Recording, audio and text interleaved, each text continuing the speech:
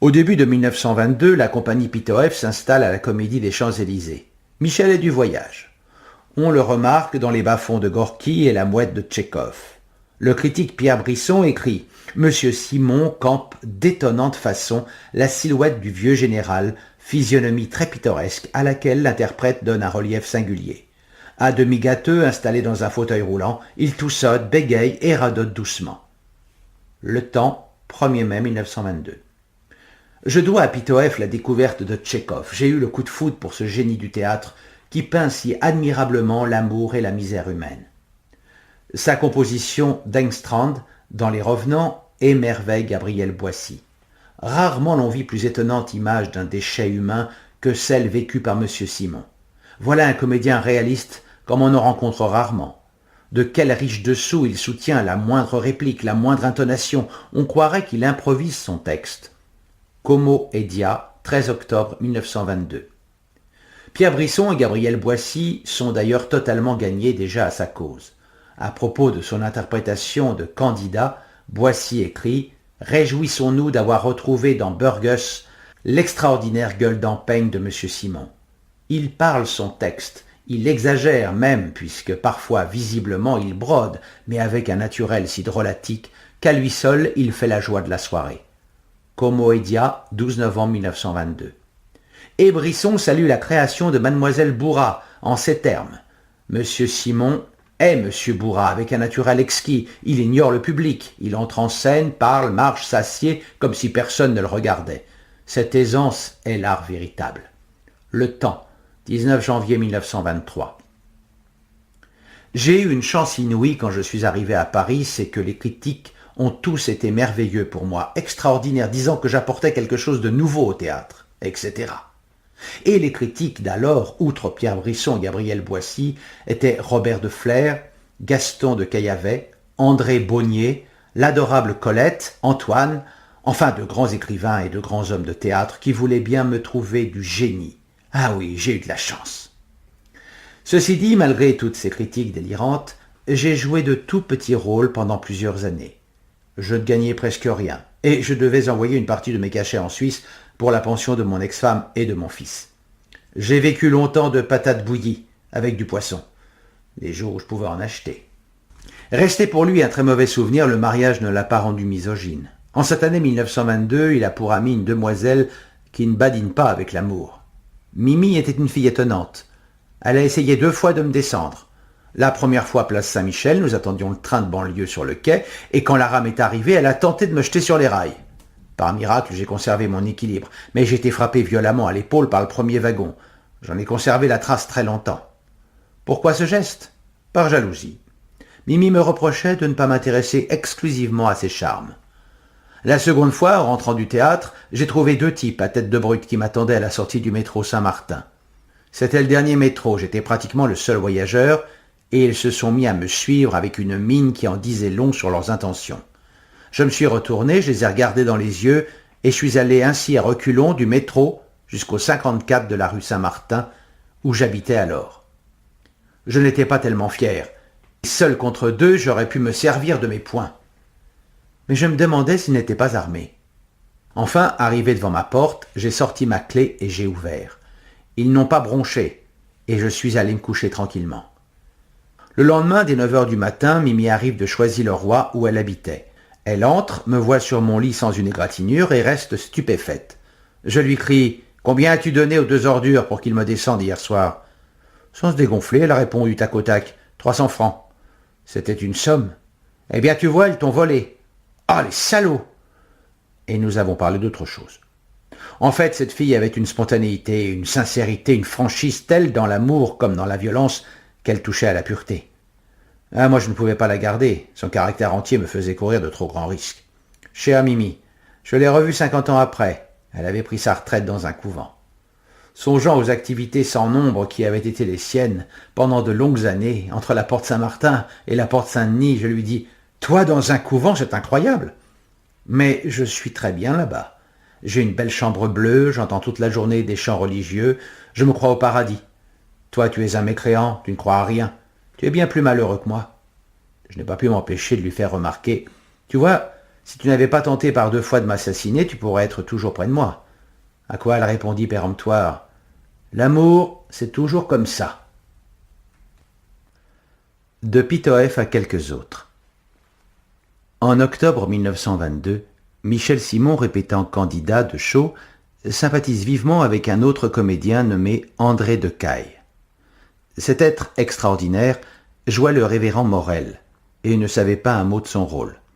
Il était toujours entre deux vins et j'étais obligé de lui souffler son texte. Mais il ne m'entendait pas. Alors je disais à la fois ses répliques et les miennes. De temps en temps, quand je l'avais bien engueulé la veille, il inventait quelques phrases sans queue ni tête, et c'est moi qui avais l'air d'un imbécile, car je ne savais pas quoi lui répondre.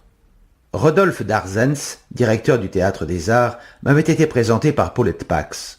Homosexuel notoire, d'une saleté fascinante, il ramassait après chaque représentation les programmes que les spectateurs avaient oubliés et il obligeait les ouvreuses à les remettre en vente. La nuit, au hall, il cherchait par terre des légumes pour se faire la soupe. Pour Pygmalion, il me fait venir dans son bureau. « Cher Michel Simon, vous que j'aime tant, vous n'allez pas me ruiner. Je n'ai plus que des dettes, etc. » Je n'ai pas osé étrangler ce pauvre homme, et j'ai joué pour une bouchée de pain. Le 22 décembre, au Palais Royal, c'est enfin la création de Embrassez-moi. Malheureusement, ce n'était pas bon. Tristan Bernard avait eu une bonne idée de comédie, mais il n'avait jamais pu aller au bout. Yves Mirand, Dickinson lui-même, avait été obligé de finir la pièce. Les répétitions étaient déjà très avancées et nous n'avions même pas le texte du 3e acte. J'ai eu ma brochure au tout dernier moment et je n'ai pas pu trouver le personnage comme je l'aurais souhaité. Ce sont des conditions de travail que je n'ai jamais pu tolérer par la suite. Fernand Gregg a pourtant beaucoup apprécié ce lord à qui il manque peu de choses pour être épique. Le cheveu à la Lloyd George, la moustache drue et ronde sur une bouche de pince sans rire amère et ivrogne, la démarche du goûteux, le ton péremptoire, jusque dans l'absurde, tout est caricatural et tout est vrai. Le soir de la générale, Courteline était venue féliciter Tristan. Tous deux bavardaient devant ma loge. Je mourais d'envie de parler à Courteline, mais j'avais tellement honte de ce que je faisais dans cette pièce mal ficelée que je n'ai pas osé sortir et me montrer. C'est ainsi que je n'ai jamais vu Courteline. Quel regret! Ce spectacle ne marcha pas longtemps, juste assez pour que j'aie tout loisir de regretter l'Amérique et mes rêves envolés. En 1924, Stanislavski vient avec sa troupe jouer La Cerisay au théâtre des Champs-Élysées. J'ai été bouleversé par l'atmosphère extraordinaire qui se dégageait de cet ensemble. C'était la perfection. Je me souviens d'un acteur de second plan nommé Moskvin qui jouait un amoureux transi. Il avait une guitare et un revolver. La guitare devait charmer celle qu'il aimait. En cas d'échec, il se suiciderait avec le revolver. Je me souviens aussi de ce vieux serviteur qui restait seul à la fin, enfermé. C'était d'une vérité formidable. À ce moment-là, j'habitais à Montparnasse, rue Pierre-Larousse. En revenant à pied avec un ami, nous discutions avec enthousiasme de cette soirée. Tout à coup, mon copain s'arrête et s'écrie « Et tu te rends compte qu'il jouait en russe ?» Nous ne nous en étions pas aperçus. La même année, il rencontre 2 créatures qui joueront un grand rôle dans son existence. J'ai recueilli un jour, en sortant du bazar de l'hôtel de ville, un singe qui faisait des acrobaties maladroites sur le trottoir, devant un magasin d'animaux. Il y avait un attroupement et je m'aperçus que le singe, c'était un pavien, avait dans les membres un tremblement d'alcoolique. Je dis à son propriétaire « Mais il est saoul ?»« Ah oui, il est à son 3e apéritif. » Et l'animal avait de si beaux yeux, un si bon regard, que je dis à cet homme « Je vous l'achète. »« Ah mais je ne veux pas le vendre, vous pensez, c'est l'attraction de tous les jours, les gens s'arrêtent. Il me fait ma clientèle. » J'ai tellement insisté qu'il m'en a demandé 2000 francs, ce qui était énorme pour l'époque. Et j'ai amené ce singe chez moi, où il est resté longtemps malade. Il a fallu le désintoxiquer. Il avait 2 ans, et son premier propriétaire l'avait rendu alcoolique. Voilà les êtres humains. Ils ne pensent qu'à se livrer à la cruauté et au sadisme. Si encore ce genre d'occupation était réservé aux savants, cela limiterait le nombre des criminels. Mais non, c'est à la portée du premier venu. Tout le monde est capable de cruauté. L'être humain est un désastre. En même temps, j'ai acheté Catherine. C'était une guenon du Brésil, qui avait un sale caractère. Le marchand m'avait dit « Elle est invivable, elle mord tout le monde. Je vais la conduire à l'Institut Pasteur pour la faire piquer. » Je m'approche, elle me saute dessus, me serre dans ses bras et m'embrasse. J'étais séduit. Je l'ai préservée de la mort. Pourtant, dès qu'elle fut à la maison, elle montra qu'elle avait bien un caractère infernal. Elle m'avait eu. Mully a vécu 22 ans chez moi et Catherine 26. Ce furent des compagnons de ma vie au moment où elle était la plus importante. En 1924 et 1925, pensionnaire du Théâtre des Mathurins, dirigé par le docteur René Saunier, il tient 2 rôles dont il ne se montrera pas très fier. Il fallait vivre. Ma femme danseuse était une œuvre particulièrement inepte. Comme je m'ennuyais dans un rôle de domestique, je faisais des grimaces derrière le dos de mes partenaires. Ainsi le public qui s'amusait de ces clowneries ne se rendait pas trop compte qu'il était volé sur la marchandise. Dans On demande un amant, j'avais un personnage incroyable de Fordéal entretenu par une femme du monde parce qu'il baisait très bien et qui s'envoyait de l'éther par-dessus le marché. Les répétitions ont été difficiles. Un jour, il a même fallu appeler un agent pour séparer certains interprètes qui en étaient venus aux mains. Je crois bien que Michel était de ceux-là. Et la générale fut houleuse. Les critiques étaient foudrages devant cette ineptie, mais le public s'amusait énormément. Saunier, découragé par la presse, avait pris d'autres engagements. On finit sur des salles combles. Cette même année voit ses débuts au cinéma, dans un rôle muet et pour cause, avec La puissance du travail, réalisé par Jean Chou. Je connaissais Jean Chou depuis Genève. C'était un personnage assez extravagant qui passait son temps chez Landorf, une brasserie d'étudiants, où j'avais fait sa connaissance. Il m'était devenu très sympathique parce qu'il provoquait certains clients en faisant des remarques du genre « Il a une allure celui-là, regardez comme il est fringué », etc. Le personnage visé encaissait tout cela en faisant la grimace ou s'en allait. Et de temps en temps, Chou tombait sur quelqu'un qui le remettait à sa place vertement. J'étais très intrigué par cette façon d'agir. Et un jour, je lui dis « Mais pourquoi faites-vous ça ?»« Parce que le moment où je sens qu'ils vont se fâcher, qu'il faut que j'en sorte encore une pour qu'ils se mettent tout à fait en colère, est pour moi vraiment délicieux. C'est une jouissance. » Et il m'était devenu sympathique à cause de cela. De fil en aiguille, un jour, il a tourné un film et comme j'avais débuté à Paris, que la presse s'était occupée de moi et que je connaissais une petite notoriété, il m'a demandé de jouer dans cette histoire. Si bien que nous sommes devenus amis. Nous avons tourné ce film, La puissance du travail, sur les bords du Léman. Le dernier jour, le producteur nous avait invités à un plantureux déjeuner pour nous remercier de n'avoir pas dépassé les délais. Après le café, nous avons filmé la dernière scène dans un état d'ébriété assez avancé. Au montage, on s'est aperçu que sur un plan, j'avais des lunettes et une cravate, sur un autre, plus de lunettes, sur un autre, plus de cravate, au suivant, les lunettes, mais pas la cravate, à la fin, ni lunettes, ni cravate, ni col. Mais parmi les spectateurs, personne n'a remarqué quoi que ce soit. On le voit aussi dans Feu Mathias Pascal de Marcel L'Herbier. C'était une adaptation de Pirandello. On n'avait jamais encore osé porter à l'écran un sujet philosophique. Marcel L'Herbier, metteur en scène de qualité, eut le courage à une époque où l'on ne tournait que des vaudevilles. Marcel Achard et Jean de la Lune. Au moment de Boudu, Michel Simon reçoit dans sa loge la visite d'un petit homme aux énormes lunettes de myope, qui se précipite sur lui.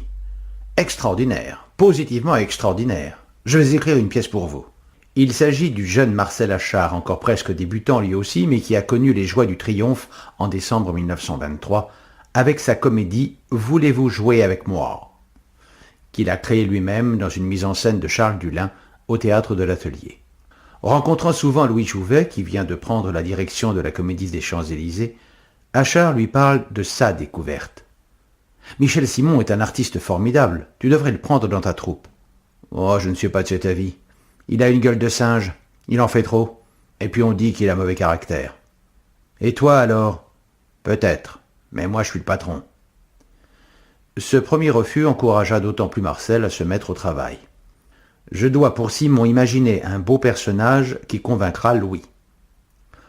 En attendant, il commet l'erreur de confier sa gentille féerie amoureuse de Marlborough à un Jouvet qui n'est pas vraiment l'homme de la situation et dont la composition médiocre entraînera l'échec un an après.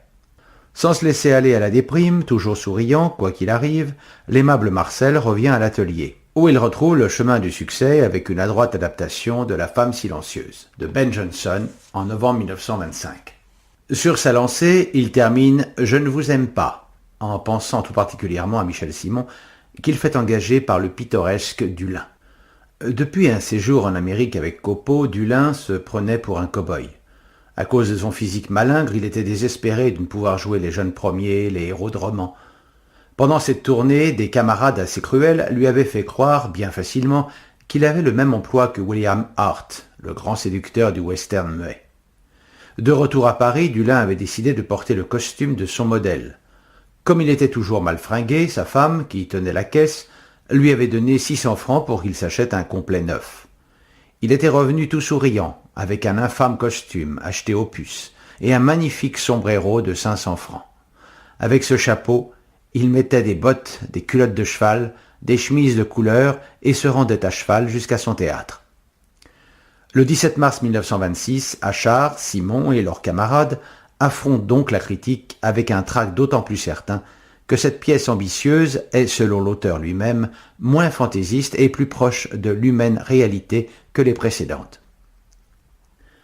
Pendant les dernières représentations de Je ne vous aime pas, Valentine Tessier se fait remplacer par Lucienne Bogaert.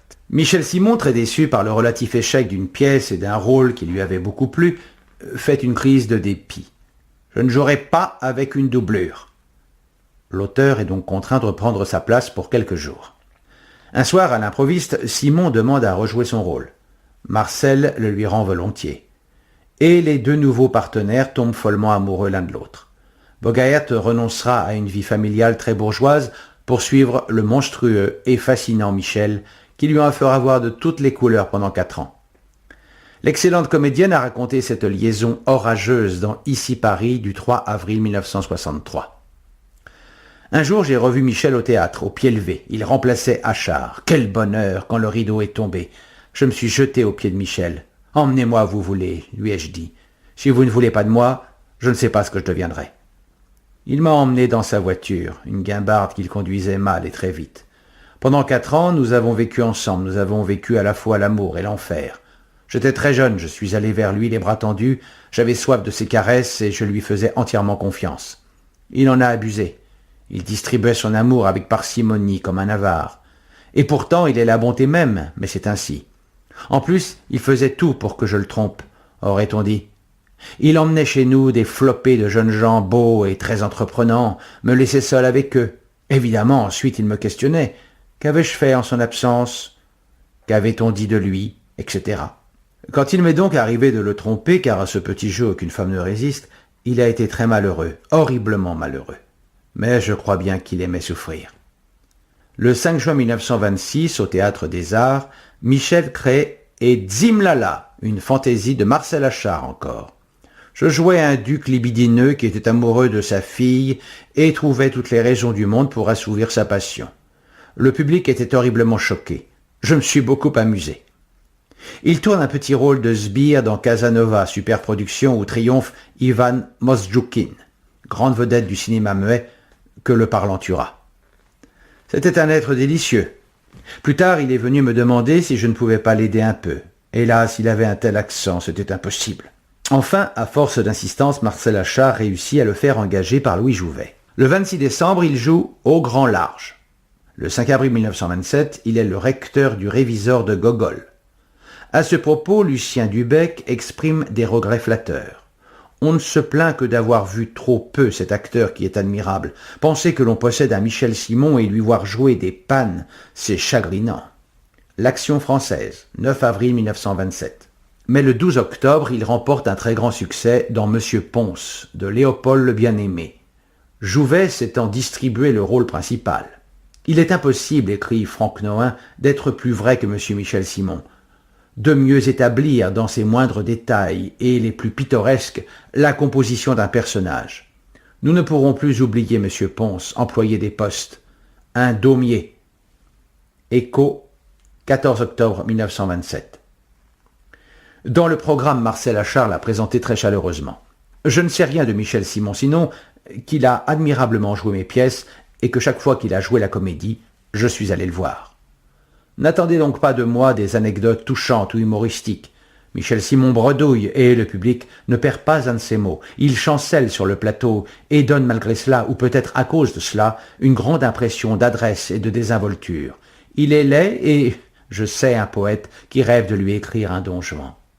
Quand on parle d'un acteur pour le louer, on dit de lui « il n'y a pas à dire, c'est une nature » ou bien « il a un foyer, c'est incontestable ». On ajoute généralement, on ajoute toujours, Comment fait-il pour être si simple? Eh bien, Michel Simon n'a ni nature, ni foyer, ni simplicité. Il a tout simplement un régisseur qui vient le chercher dans sa loge pour lui dire « ça va être à vous ». Et il apparaît, et il parle, ou il fait semblant de parler, et c'est suffisant. Quand vous le voyez, vous ne regardez pas un acteur, mais un monsieur comme vous et moi. Vrai, comme vous et moi, mais qui serait drôle. C'est si simple. Quand Michel Simon entre en scène, il a l'air d'en sortir. Le 28 mars 1928, c'est Le coup du 2 décembre de Bernard Zimmer. Pierre Brisson trouve l'artiste hallucinant. Monsieur Boff, professeur de rhétorique, est Monsieur Michel Simon sous son aspect le plus déformé, c'est-à-dire quelque chose d'extraordinaire et d'effroyable, une sorte de loque sordide, affaissée sur elle-même. Sous les cheveux en buisson, une face coulante, un triple menton qui s'abîme dans un faux col crasseux, des joues flasques, des paupières lourdes, humides et molles. La bouche s'ouvre comme une blessure dans cette chair blafarde, et il en sort une petite voix fluette, tranquille et radoteuse. Le temps, 2 avril 1928. Le 3 mai, à la création de Siegfried de Jean Giraudoux, il incarne le pittoresque douanier Pietri. Jean Renoir vient l'applaudir et lui demande de tourner avec lui Tir au flanc.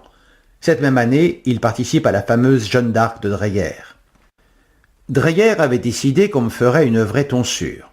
On a engagé spécialement un coiffeur. Et le jour où je me suis présenté devant mon metteur en scène pour tourner, il a poussé des cris. « Qu'est-ce que c'est que cette tonsure? Je ne veux pas voir ça. Mettez-lui une perruque ou une petite calotte. » Mais j'ai toujours entendu dire que Dreyer était un homme de génie et qu'il savait ce qu'il voulait. Cette tonsure lui vaut une aventure contée par Lucienne Bogaert. Nous étions un jour à Rouen. Michel tournait dans Jeanne d'Arc où il était tonsuré. Dans un bar, un jeune voyou m'approche et veut que je l'accompagne chez lui. Michel intervient et explique gentiment qu'il était avec moi. Le voyou, qu'il avait pris pour un curé défroqué, s'est mis à l'insulter. Mais comme nous sortions du bar sans que Michel ait dit un mot, je lui fis remarquer qu'il n'aurait pas dû tolérer ces insultes. « Tu crois ?» m'a-t-il répondu. « Bon, retournons au bar. » Le curé de Jeanne d'Arc mit KO son adversaire, puis, se tournant vers le patron du bar, il prit son air le plus clérical pour bénir tout ce qui avait été brisé durant le match. Chaises et vitres. Je n'ai jamais tant ri. Cependant, Marcel Achard a passé le dernier trimestre en Amérique, où il devait superviser une adaptation filmée de sa comédie « La vie est belle » avec Maurice Chevalier. Se refusant à d'excessives transformations, il a finalement mis son veto à cette production et perdu son temps. Dès son retour à la fin de février 1928, il va choisir avec Jouvet la distribution de sa prochaine création, Jean de la Lune. Et comme toujours, l'auteur et le metteur en scène vont s'accrocher. « Bien entendu, je jouerai Jeff », dit Jouvet, qui n'est pas une seconde le personnage voulu par Marcel. Valentine Tessier, puisque tu y tiens tellement, sera Marceline. Et je donnerai Richard à Pierre Renoir. Quant à Clo-Clo, c'est un rôle pour Bouquet. Romain Bouquet, brave garçon, excellente silhouette, il a créé le tambour de ville dans Knock, rondeur naïve mais sans fantaisie et fidèle compagnon de Jouvet jusqu'à sa mort, commence donc à répéter le rôle. Cependant, l'auteur n'est pas très satisfait. Le talent de Bouquet n'est pas en cause, mais cet acteur de composition n'a pas tout à fait la finesse et l'originalité dont rêvait Marcel. En fait, il a écrit Clo-Clo en pensant très précisément à Michel Simon, que Jouvet tient à maintenir dans des rôles secondaires. Après quelques répétitions, l'auteur avoue que l'affaire ne se présente pas tout à fait comme il le souhaitait. Je t'accorde que Bouquet n'est pas l'interprète idéal, bougonne Jouvet, mais je ne vois personne capable de faire ça à Paris en ce moment. Il y a bien... Qui? Michel Simon? Tempête, ricanement, bras levés au ciel, Marcel supporte tout courageusement et parvient à obtenir une lecture pour son protégé. Ce fut, dit-il, une belle opération de congélation instantanée. Les deux hommes en présence, la température baissa immédiatement de plusieurs degrés sur le plateau. Renoir et moi relevâmes machinalement le col de notre par-dessus. Puis Michel Simon lut, très mal, quelques répliques d'une voix pâteuse et bredouillante. Jouvet prend Marcel à part. « Tu as vu ta merveille ? Enfin, si tu en prends la responsabilité. » Au café, Francis, Michel Simon, rejoint son auteur. « Il me trouve mauvais, hein ?» Le silence qui s'ensuit est une éloquente réponse. Sur le visage de Michel se dessine alors un sourire sibyllin, accompagné de ces mots étranges. « Allons, tant mieux. En fait, il n'y a pas l'ombre d'un point commun entre Simon et Jouvet. Simon a besoin pour s'épanouir d'un directeur attentif, mais patient, qui le laisse aller et l'encourage simplement en créant autour de lui une atmosphère d'amitié vraie, de confiance et même d'affection. Or, Jouvet, froid, cassant, volontiers méchant, n'a aucune chaleur humaine envers ceux qui ne sont pas de ses grands intimes, ni même peut-être envers ceux-là. S'il s'impose, c'est par l'autorité, la prestance, la culture et la technique. Ses connaissances dans tous les domaines qui relèvent de l'entreprise théâtrale tiennent d'ailleurs du prodige. Pendant quelques semaines, les répétitions vont se dérouler dans une atmosphère de catastrophe. Jouvet, de plus en plus inquiet, contemple un Michel Simon de plus en plus bafouilleux et vaseux, atone et l'œil vide. Valentine et moi, raconte Marcel, sûr pourtant de son immense talent, arrivons parfois à douter que ce garçon sans mémoire, qu'on entendait à peine au deuxième rang, incapable de nuancer une réplique ou d'en donner le sens, fut le même que celui que nous avions tant admiré l'année précédente. Jouvet, fou furieux, se plaint à l'auteur. « Tu te rends compte un peu de ce que tu as fait? M'imposer ce salaud à cause de cet emmerdeur qui n'est jamais drôle, qui d'ailleurs ne veut rien faire et qui n'est même pas capable d'apprendre son texte. Tu vas prendre un four de première.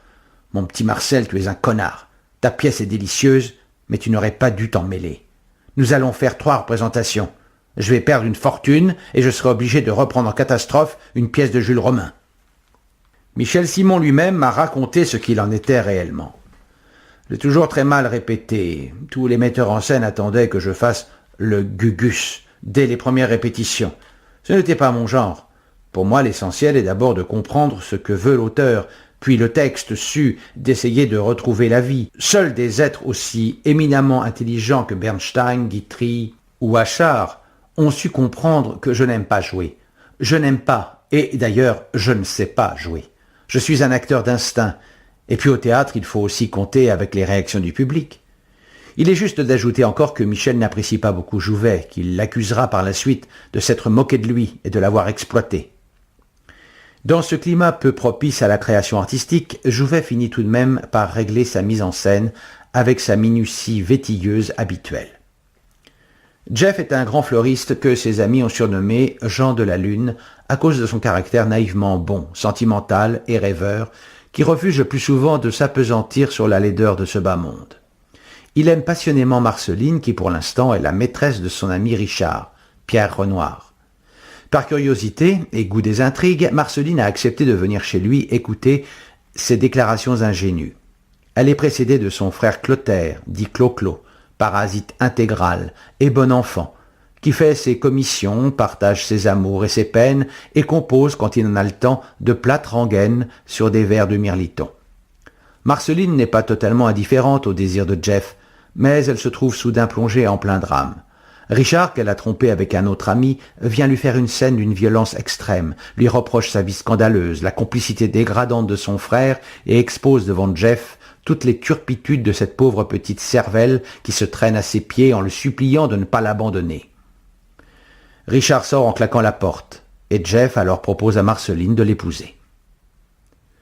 Au second acte, Jeff et Marceline, mariés depuis 5 ans, vivent en famille avec Clo-Clo. Or, Marceline n'a pas besoin d'un époux tranquille qui l'adore, mais d'un amant inquiet et jaloux.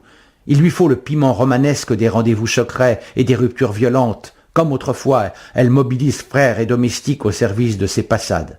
Clo-Clo obéit, mais rechigne à la besogne, car il s'est pris d'affection pour le brave Jeff.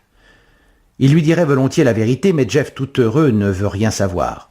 Le bonheur est trop fragile. Un nouveau drame va pourtant éclater.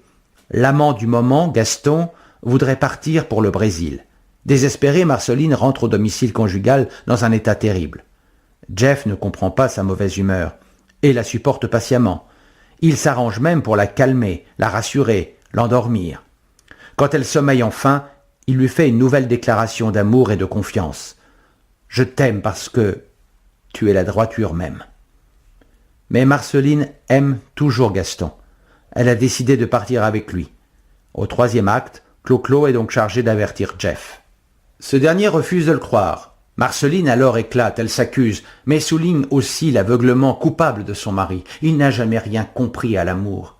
Stupéfait, Jeff rit beaucoup. C'est une épreuve. Marceline n'est pas du tout ce qu'elle s'imagine. Il la connaît mieux qu'elle-même, et il lui présente son image, si belle, si pure, si ennoblie, qu'elle reste d'abord muette d'étonnement puis se laisse gagner par l'émotion. Finalement vaincue par la foi de son incorrigible rêveur, elle oublie ses vilains projets. Elle restera et peut-être ressemblera-t-elle un jour à cette femme idéale, si bien dépeinte par son Jean de la Lune.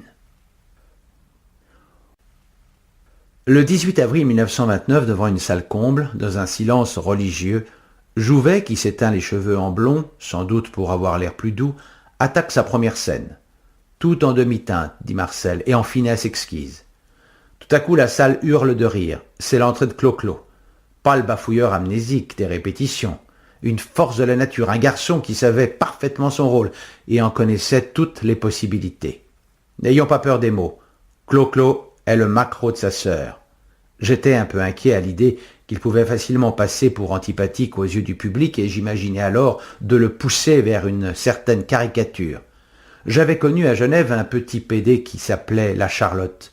Particulièrement efféminé, très maquillé, il faisait le trottoir avec un certain succès, car il était fort drôle. Il finit par être chassé de Genève et se suicida au gaz à Lausanne. Je me suis un peu inspiré de ce personnage excentrique, trouvant quelque satisfaction à faire applaudir à Paris celui qui faisait la honte de mon pays natal. Il faut dire aussi que Pierre Renoir et Valentine Tessier jouaient la pièce en tragédie, et j'avais d'autant plus de facilité à tirer mon épingle du jeu. Dans les coulisses, entre deux scènes, Jouvet se jette sur Valentine, dans un état de fureur indescriptible. « Tu vois ce qu'il nous fait, ce connard. Il transforme la pièce en vaudeville, et les gens marchent. Il faut le suivre, nous n'avons plus qu'à jouer 2 tons au-dessus. Allez, vas-y, courage. Oh, le salaud !» Déconcerté un instant par l'éruption de ce volcan comique, dit Marcel, Jouvet se reprit très vite, opéra un redressement prodigieux, et rectifiant sensiblement l'interprétation qu'il avait établie, se mit au diapason et obtint à son tour un véritable triomphe. Quand le rideau se ferme sur le premier acte, Marcel, qui entend les cris de joie du public, ne doute pas du succès. Mais il est bien difficile de dépasser encore un tel délire. Après le second acte, notre auteur a un peu perdu de son assurance, et à l'issue du troisième, toute la troupe se demande quelles vont être les réactions des critiques. Tant et si bien que Jouvet, malgré d'innombrables rappels, ordonne qu'on ferme l'accès des coulisses, refuse de voir qui que ce soit, se dérobe à toutes les félicitations et emmène seulement son amie, la danseuse Lisa Ducamp, fille adoptive de la célèbre Isadora Duncan, Marcel et Juliette, Valentine et Gaston Gallimard souper chez Francis. Seul Steve Passeur a pu se précipiter sur Marcel. « C'est un triomphe !» Pourvu que ce soit aussi un succès. Et pendant tout le repas, Jouvet, faisant une tête d'enterrement, ne cesse de tarabuster le malheureux Marcel, très gêné par cette attitude. « Tu vois, pauvre con, tu vois où tu m'as amené. Tu vois ce que ça va me coûter, ces histoires-là. Je vais être obligé de reprendre une pièce de Jules Romain. » C'est une idée fixe. D'une mauvaise foi insigne, Jouvet s'est bien aperçu qu'il était écrasé par son partenaire et qu'il n'a pas supporté qu'un rival se permette un tel succès en face de lui. Or, à ce moment-là, cet incorrigible séducteur de Marcel ne dort plus au domicile conjugal rue Saint-Martin. Marie-Belle, sa nouvelle maîtresse, l'ayant obligé à rentrer chez lui au milieu de la nuit un peu trop souvent, Juliette, pour une fois, s'est fâchée. « J'en ai assez d'être réveillée toutes les nuits et de sentir tous ces parfums féminins qui ne ressemblent pas aux miens. Puisque cette Marie est plus riche que toi, fais-toi offrir une garçonnière, j'aurai la paix pendant quelque temps. » Marcel, toujours arrangeant, a convenu qu'il avait exagéré et s'est plié au désir de son épouse. En sortant de chez Francis, il dit à Juliette « Tu ne vas pas me laisser rentrer comme ça après avoir subi les sérénades de cet emmerdeur. J'aimerais rester un peu près de toi, mais cette bonne Marie qui me surveille doit me téléphoner à 7h30. Elle te connaît et se méfie, attention aux scènes. Pourtant, si j'en crois la rumeur publique, elle n'a rien à t'envier. Vous êtes au moins 3 à vous partager ses faveurs. » « Que veux-tu, c'est la vie. Prenons une chambre dans un hôtel et nous nous ferons réveiller. » Au petit matin, Marcel rentre docilement dans son studio, reçoit le coup de fil de son dragon et vers 8h appelle sa femme. « Maintenant nous sommes tranquilles, nous pouvons reparler d'hier soir. La haine de Jouvet pour Simon, dont il n'admet pas physiquement le talent et le succès, est une chose bien étonnante. Elle me donne une idée. Puisque j'ai écrit une pièce sur l'amour, il faut que j'en écrive une autre sur la haine. Et ça va être long et difficile car c'est un sentiment que je ne comprends pas. Tu n'auras qu'à observer autour de nous. Il mettra 28 ans pour tenir parole, avec patate. » Dans l'ensemble, la critique de Jean de la Lune est bonne, mais pas exactement ce qu'on en devrait attendre. Antoine est assez gentil. La nouvelle pièce de M. Achard est charmante. Le plus certain de son agrément est dans le dessin des personnages, qui, sous les habits modernes et bourgeois, conservent la légèreté et les grâces de la comédie italienne que l'auteur a si joliment transposée dans ses pièces contemporaines. Son Jean de la Lune, c'est Pierrot, auquel, soit par hasard, soit intentionnellement, le masque de Jouvet fait songer, et la petite bonne femme autour de laquelle tous s'agitent est une coquette et perverse colombine. Il ne serait pas difficile d'assimiler M. Renoir à quelque matamore inquiétant et M. Michel Simon nous montre tous les vices, toutes les impudeurs et la cocasserie de Brighella. Seuls Maurice Rostand et Alfred Savoir semblent apprécier la pièce à sa juste valeur. « C'est ravissant », écrit Savoir, « et même mieux que cela, beaucoup mieux. C'est la meilleure, la plus profonde, la plus charmante, la plus intelligente et aussi la plus naïve pièce que le théâtre français ait donnée depuis des années. » Jean de la Lune, dit Rostand, est un personnage adorable et falot, charmant et comme éternel, jaillit de la sensibilité d'un poète avec autant de grâce et d'assurance d'être éternel que de l'imagination populaire comme Cadet-Roussel et Jean de Nivelle, frère de ces exquis fantoches créés par le poème anonyme qui dort au cœur de la foule. Il l'est aussi du pauvre Jacques de Shakespeare et des Pierrots de la Forgue, car M. Marcel Achard, en même temps qu'il est près de l'âme populaire, est de la plus pure race des poètes.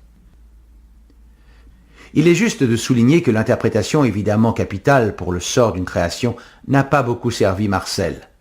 L'idée seule de distribuer Jeff à Louis Jouvet ferait sourire aujourd'hui. Pierre Brisson, dont l'importance au sein de la critique est capitale, avoue implicitement que Jouvet lui a gâché sa soirée. L'interprétation même de M. Jouvet contribue à créer l'équivoque. Avec ses regards pointus, ses gestes mesurés et cette allure à la fois précise et inquiétante qui caractérise son talent, M. Jouvet reste aussi loin que possible de Jean de la Lune, au songe heureux, poète d'une colombine imaginaire. Il fait une figure double. Il a l'air sans le vouloir, ou en le voulant peut-être un peu, de feindre la candeur. D'acte en acte, on attend une révélation, un revirement, l'aveu d'une supercherie. Mais si cette supercherie existait, la comédie n'aurait plus aucun sens. Cette instabilité ne réussit qu'à créer un malaise. Valentine Tessier n'était pas non plus particulièrement désignée pour son rôle. Le grand Antoine s'en est aperçu. Mademoiselle Valentine Tessier est bien un peu solide pour la légère Marceline, et la fille intelligente, décente et discrète qu'elle nous montre n'est peut-être point la jeune grue dessinée par l'auteur. Mais le charme et le talent de la parfaite comédienne opèrent le miracle habituel. En réalité, les inconstantes héroïnes de Marcel, celles qui font toujours souffrir leurs amoureux, ne sont pas de ces grands mannequins, bien en chair et fort capables de raisonner, mais de petites bonnes femmes frivoles et nerveuses, soumises à l'impulsion de la seconde qui passe. Dans ces conditions, Michel Simon n'a pas eu grand mal à se faire valoir, ce qui ne diminue en rien son génie créateur. M. Michel Simon, écrit Paul Rebout, est un personnage burlesque de grande classe. Il doit être estimé à l'égal des plus grands.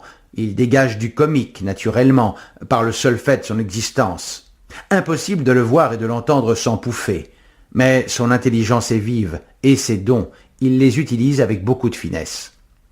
Sa prestation éblouissante a fait oublier que Clo-Clo, si bienvenu et si drôle qu'il soit, est complètement extérieur à l'action. C'est ainsi que Paul Achard a pu écrire « Monsieur Michel Simon est indispensable. Il est l'âme et la vie de la pièce. Il l'éclaire sous son véritable jour, et son personnage est à la fois le plus vrai, le plus réellement nouveau, et le mieux réalisé, le mieux sorti de la pièce. Monsieur Michel Simon a été incomparable dans ce rôle solidement équilibré et tout hérissé de choses drôles. Le personnage principal de Jean de la Lune reste bien pourtant ce Jeff qui, tel Janus, a deux visages, parfaitement idiot pour les uns, extrêmement astucieux pour les autres. Tout tourne autour de cette question que Marceline finit par poser elle-même. « Es-tu un homme supérieur ou bien un imbécile ?» Et Jeff répond simplement « Je suis un homme supérieur qui t'aime comme un imbécile. » Ainsi, selon l'interprète, peut-il se révéler comme la lune et vraiment trop crédule, ou comme un poète qui refuse consciemment d'admettre les réalités de l'existence, ou encore comme un garçon très fin, prêt à tout, pour conserver le bonheur et qui joue la naïveté. Jouvet, bien entendu, a choisi la conception intelligente et, au second acte, laisse entendre par un simple regard qu'il est au courant de la vérité. Très habilement, Marcel permet ainsi au spectateur de participer à son jeu. Chacun peut faire appel aux ressources de sa propre imagination et tirer de cette histoire sa morale personnelle, selon le degré de finesse qu'il accorde à Jeff. La critique déroutée s'est demandé à quelle motivation obéissait le fleuriste, comme si l'amour n'avait pas ses propres lois. Elle a fait aussi quelques réserves au nom de la logique, mais la vie est-elle logique? Dans le fond, peu importe que Jeff soit ou non un pauvre type, pourvu que la conclusion entérine son triomphe. Il n'en est que plus sympathique au spectateur, qui se retrouve en lui sans se sentir autrement diminué. Quel homme n'a jamais été timide devant les femmes, n'a jamais souffert de leur coquetterie, n'a jamais rêvé d'écraser ses rivaux par de machiavéliques combinaisons? Marcel Achard, dont les précédentes comédies se terminaient sur une vision amère et désenchantée de l'existence, a compris que le public voulait que cela finisse bien. Ainsi sa conclusion, volontairement optimiste, semble-t-elle peu vraisemblable. Mais nous sommes au théâtre, et l'histoire imaginée par notre poète est un conte qui n'a aucune prétention au naturalisme. Obtenue par le calcul ou par la naïveté, la victoire finale de Jeff est celle de l'amour sur la jalousie, de la tendresse sur l'égoïsme, de la compréhension sur la colère. Antithèse parfaite d'Othello, Jeff incarne une certaine philosophie de l'existence. On n'a que le bonheur qu'on croit avoir et les apparences ne valent que ce qu'on leur fait valoir. En amour, l'important est de paraître dupe, sans l'être tout à fait. Et cette leçon permet de passer une bien charmante soirée.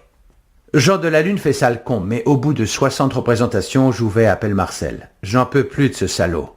Il faut faire quelque chose. Tu vas le remplacer. » De son côté, Michel avoue à son auteur. « Jouvet est une ordure. Il refuse de m'augmenter alors que je fais rentrer de l'or dans sa caisse. Il a toujours une gueule d'enterrement. Certains soirs, j'ai envie de le tuer. Je ne fais pas ce métier pour m'emmerder, j'en ai assez. » Tant et si bien que Marcel, toujours serviable, accepte de remonter sur les planches pour que chacun de ces deux grands artistes puisse souffler quelque temps. Quoi qu'il en soit, c'est finalement le public qui reste le seul juge. Et pour les spectateurs, cette création de Jean de la Lune va consacrer du jour au lendemain notre Michel Simon comme une grande vedette populaire. Très conscient comme toujours, l'artiste gardera toute sa vie la plus vive reconnaissance à l'égard de Marcel Achard. Financièrement, j'avais toujours beaucoup de difficultés à joindre les deux bouts. J'étais très connu et aimé du public et de la critique, mais bien loin d'être une vedette au mirifique cachet. Cette consécration, je la dois à Jean de la Lune. Marcel Achard m'a sauvé de la misère en écrivant le rôle de Clo-Clo à mon intention. Mais en novembre, l'irréductible Jouvet va lui distribuer le tout petit rôle du trompette dans l'Amphitryon 38 de Giraudoux. Et cette mesquinerie, jointe à beaucoup d'autres, entraînera la rupture définitive entre les deux hommes. Au début de nos relations, j'aimais beaucoup Jouvet. Lui m'appelait Justin. Un jour, je lui ai dit « Tu sais, avec ce que tu me donnes, je n'arrive pas à me tirer d'affaire. Je suis obligé d'envoyer de l'argent en Suisse. » Tout de suite, il s'est écrié « C'est ça, prends-moi tout. Si tu veux la direction du théâtre, je te la donne. » Or, je touchais 3000 francs par mois. « Si c'est comme ça, je vais être obligé de te quitter. » Il a baissé la tête. Les larmes lui venaient aux yeux. J'aurais dû applaudir et m'en aller. Mais non. Ému, je suis resté. Plus tard, un jour de paye, la caissière me remet une très grosse enveloppe. « Oh, excusez-moi, je me suis trompé. C'est l'enveloppe de monsieur Pierre Renoir. »« Mais c'est très bien, elle fait mon affaire. » Tenant cette enveloppe, je suis allé voir Jouvet dans sa loge. « Tu vois ce que je viens de toucher? Dans 15 jours, ce sera la même chose, sinon je m'en irai. » Il n'a rien voulu savoir, et je l'ai quitté. C'était la reine des salopes, une vraie ordure. Et j'ai appris après sa mort qu'il allait à la messe tous les dimanches. Pitoef, Dulin, Jouvet, à l'exception de Gaston Batty, Michel Simon aura ainsi travaillé avec tous les membres du fameux cartel. On nous rabat les oreilles avec ce cartel, mais en réalité, seul Antoine a apporté quelque chose au théâtre français. Il a fait en ce pays ce que Stanislavski faisait en Russie. Il a débarrassé la scène de ses décors poussiéreux en trompe-l'œil, d'une certaine récitation traditionnelle parfois inécoutable, qui se référait constamment aux classiques, et dont on ne pouvait plus sortir. Il a apporté la vérité au théâtre avec le naturalisme. Copeau, dans le même ordre d'idées, a eu lui aussi une grande influence. Mais Pitoëf, Dulin, Jouvet, que j'ai bien connus, n'étaient que de petits élèves pas très doués, des acteurs extrêmement médiocres, qui n'apportaient que leur propre truc. Je fais une place particulière à Gaston Batty, qui n'était pas acteur, et qui d'ailleurs n'aimait pas les comédiens, et qui a su réaliser quelques spectacles originaux grâce à des jeux de lumière par un art nouveau d'éclairer la scène. Il faut rendre à César ce qui appartient à César, et à Antoine ce qui appartient à Antoine. On remarquera encore que malgré le très vif succès financier de Jean de la Lune, le directeur Louis Jouvet n'a jamais voulu consentir à reprendre cette pièce. À la lecture de Mon Marcel Achard, édition France Empire 1977, un imbécile n'a pas compris comment Michel Simon avait pu s'éloigner quelque temps de la comédie des Champs-Élysées grâce à la complicité de son auteur, puis revenir fêter la 100e de Jean de la Lune en octobre et jouer de nouveau près de Jouvet en novembre du même coup pour ce biographe sérieux les allégations de Michel Simon, Juliette et Marcel Achard et surtout bien entendu celle de l'affreux Jacques Lorset devenaient sujettes à caution. C'était méconnaître totalement le monde des coulisses, et aussi ce que pouvaient être alors les contrats d'engagement dans une troupe. Vedette. Au printemps 1930, Michel Simon fait une tournée qui le conduit jusqu'en Afrique du Nord. Au programme figurent notamment Jean de la Lune avec Madeleine Renaud et Les Caprices de Marianne, où il incarne Claudio, seul rôle classique qu'il ait tenu à la scène. Le comédien français Roger Gaillard, alors son partenaire, a dit à ce propos: ce rôle n'a jamais été et ne sera plus jamais joué ainsi. C'est la première fois que j'ai vu réunir dans un même personnage un ganachisme monumental et une férocité qui donnait le frisson. À son retour, c'est l'aventure de Jean de la Lune au cinéma. Jean de la Lune est le remords de ma carrière parce que je devais faire la mise en scène et jouer. C'était bien entendu comme ça. Georges Marais, homme d'affaires, éminent gastronome, ne comprenait rien au cinéma. Mais il avait été emballé par la pièce et il voulait absolument en faire un film. Il me convoqua dans ses bureaux des Champs-Élysées. Ce projet ne me disait rien, mais je finis par accepter en précisant: il s'agit de théâtre photographié. Je vous demande donc d'engager moi-même les acteurs, puis je les ferai répéter. Seulement, il faudra payer les répétitions. Je ne peux pas exiger leur présence si on ne les paye pas pour cela. On va donc répéter tous les soirs, et puis on tournera cette comédie telle que je l'aurais préparée. J'avais supprimé le dernier acte qui n'était pas valable. J'avais gardé entièrement le premier qui était éblouissant et j'avais cherché une fin. Cela faisait un film qui durait 1h20. Marais trouvait que c'était un peu court. Je lui répondis: il vaut mieux avoir un bon film d'1h20 qu'un film moins bon qui durera 2h20 ou 3h. C'est absurde de penser qu'un film doit obligatoirement mesurer un nombre précis de mètres. J'ai fini par convaincre tout le monde après bien des discussions. Ils ont accepté tout ce que je demandais. Je voulais Madeleine Renaud, René Lefebvre et Constant Rémy. J'ai imposé moi-même cette distribution et j'ai fait répéter. C'était le début du cinéma parlant et il me semblait normal d'attacher une grande importance à la couleur vocale des interprètes. À chaque scène, je cherchais le ton juste, presque comme un musicien. Nous nous étions mis d'accord sur le procédé d'enregistrement Tobis, qui était le plus pur, et nous avions trouvé un fabuleux preneur de son, Lecoq, à qui j'attribue une grande part dans la réussite de ce travail. 3 jours avant de tourner, je reçois un coup de téléphone de la femme de Jean Chou. Je suis effondré. Riquet a porté notre argenterie au mont-de-piété. Nous avons de quoi vivre pour 3 jours.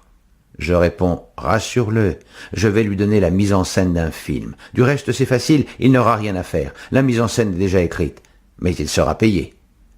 Je présente Jean Chou à Marcel Achard. Je lui avais dit: je cherche une fin qui n'est pas dans la pièce. Je voudrais une image assez saisissante. Je lui avais expliqué un peu de quoi il s'agissait en ajoutant: si tu as une idée, n'hésite pas à me la soumettre. Et j'avais annoncé à Marcel Achard et au producteur: toute réflexion faite, je suis un peu ennuyé de faire la mise en scène et de jouer le rôle principal en même temps. J'ai un copain qui a déjà tourné un film. Je vais lui demander de s'en occuper. Je l'amène, je le présente. Il avait bu pour se donner du tonus et il était complètement noir. Il arrive tonitruant. Il faut vous dire qu'il était sous-officier dans l'armée suisse. Il avait l'habitude de commander sur les champs de manœuvre. Il prend sa voix de sergent pour crier « J'ai trouvé une fin formidable. C'est le mariage de Jeff et de Marceline. On part du toit de la Madeleine, je panoramique, je descends et je tombe sur Marceline. Jeff et Clo-Clo, Clo-Clo, en habit. » Je revois encore Marcel Achard effaré qui me prend par le bras. « Mais qu'est-ce que c'est que ce con ? Ce n'est pas lui qui va s'occuper du film. » « Oh, il a un verre dans le nez, mais ne t'inquiète pas, je vais le surveiller. » Il y a eu nombre d'histoires, parce que Jean Chou ne comprenait rien à rien. J'ai dû refaire les 4 premiers jours, à 20 000 francs de location des studios par jour à l'époque, et en payant les acteurs, et je surveillais tout. Non, pas comme ça, non, comme ceci. Et finalement, j'en ai eu marre, je l'ai foutu à la porte. J'ai fini le film moi-même. Et il a envoyé du papier timbré par voie d'huissier. « Je vous interdis de prononcer mon nom à propos de ce navet. C'est Michel Simon qui a tout fait. Qu'il en prenne la responsabilité, etc. » Jean Chou a donc été évincé. Il était méprisé par toute l'équipe, m'a raconté Juliette Achard. Son attitude était honteuse, avoir accepté de prendre de l'argent pour faire un film en le dédaignant à ce point. Et il ne comprenait rien. C'était vraiment le parfait idiot. À la projection des rushs, le producteur Georges Marais semble du même avis que Chou. Il se lamente. « Je ne récupérerai jamais mes 2 millions. » Quant au distributeur Jacques Haïk, qui doit sortir le film au cinéma Colisée, il préférerait même payer le dédit plutôt que de tenir ses engagements. Michel Simon et Marcel lui remontent le moral autant qu'il leur est possible. Le soir de la première publique arrive. Jacques Haïk, qui fait les 100 pas devant son cinéma, aperçoit les Achard et se précipite. « Oh, de grâce, n'entrez pas, qu'on ne vous voit pas, je suis bien ennuyé, ça va être un scandale, les gens vont tout casser, ils vont démolir ma salle. J'ai mis des agents partout, mais il y a déjà une atmosphère étrange, horriblement inquiétante. Je vous en prie, allez vous asseoir aux Fouquet's. » Ils obéissent docilement et 1 heure après, voient arriver cet homme radieux. « C'est un triomphe! Les gens s'amusent follement, on applaudit sans arrêt, venez vite entendre cela !» Effectivement, le succès est total. Les recettes passent de 4 000 à 25 000 francs en 3 jours, et l'on refuse du monde, ce qui ne s'est pas vu souvent au cinéma. C'est alors que Jean Chou envoie de nouveau un huissier. « Mon nom ne figure pas au générique, je vais vous faire un procès. » Marais, indigné, s'écrie. « Je vais donner les 2 lettres signées, Jean Chou, au journal Comoedia. Ils en feront une première page étonnante et il sera coulé à jamais. Et voyez-vous, un bienfait ne demeure jamais impuni. Comme disait mon vieil ami Tristan Bernard, c'est moi qui me suis opposé à ce règlement de compte. Oh, il n'y a qu'à le laisser tomber, il fera une petite carrière au cinéma, je ne veux pas l'en empêcher. Vous êtes trop bon. » C'était vrai, j'ai été trop bon. Parce que cet immonde personnage a dit à tous ceux qui lui demandaient « Qui est ce Michel Simon ?» Car j'intriguais tout le monde. J'étais déjà connu au théâtre, mais pas au cinéma. C'est un con dont vous n'avez pas idée. Il ne comprenait pas un mot de ce qu'il avait à dire, et j'étais obligé de tout lui expliquer. Et voilà. Depuis lors, on raconte, dans les histoires du cinéma, Jean Chou a engagé Michel Simon pour tourner le rôle de Clo-Clo dans Jean de la Lune. Je dois ma carrière à Jean Chou. Ce sont des histoires comme celle-là qui vous rendent misanthrope et vous obligent à vivre en dehors de la société, loin de tout le monde. Dès qu'il y a un attroupement de 3 personnes, je m'enfuis, j'ai peur. Ce rôle m'a valu une popularité extraordinaire et un peu encombrante. Partout, on m'appelait Clo-Clo. Les gens me sautaient dessus. « Viens nous chanter quelque chose !» Un soir au cinéma, je sens qu'on me tirait les cheveux avec violence. Je me retourne, je vois une femme qui disait tranquillement à son mari « Mais tu vois bien qu'ils sont vrais !» En novembre, devant le triomphe du film, les héritiers d'Adrien Pagès, auteur du conte Jean de la Lune, publié en 1889, et du texte de la célèbre chanson, dont la musique est de Claude Auger, font sommation à Marcel Achard de changer le titre de la pièce et du film et d'indiquer nettement que la chanson du héros est signée Pagès. Les héritiers des poètes sont rarement dans la lune. Les choses s'arrangeront contre un peu d'argent.